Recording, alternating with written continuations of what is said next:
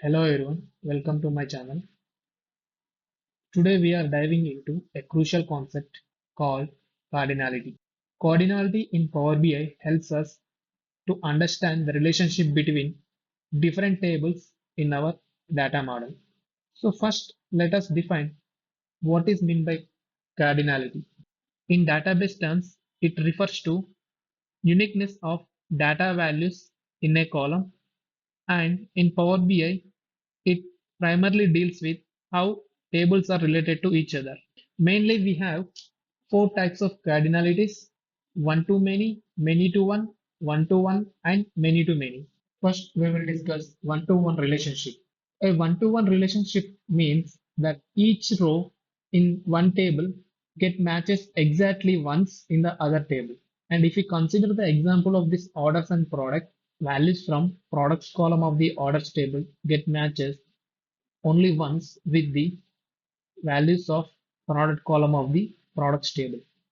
So this type of relationship is less common, but it is useful for unique data sets. Next, we have many to one or one to many relationship.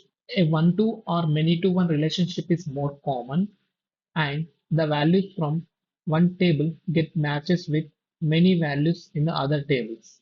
For example, if we consider the date and orders table, the date 3/1/2014 getting matched with many values from the order date of the orders table.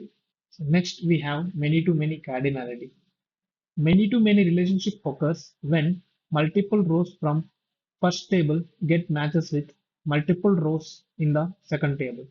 This kind of relationship occurs mainly whenever we are dealing with multiple fact tables. Now we are in Power BI desktop application to build one relationship between the tables date and orders. For that, I am taking the column date from the date table and order date from the orders table. So we will find cardinality here. It is showing that one to many, which means one record from the date table getting matched with multiple records in the orders table. Setting the right cardinality ensures your data visualizations are accurate and your reports perform well. If your cardinality is incorrect, you might get misleading results or performance issue. Thanks for watching. If you found this tutorial helpful, please like and subscribe. If you have any queries, drop in the comments below.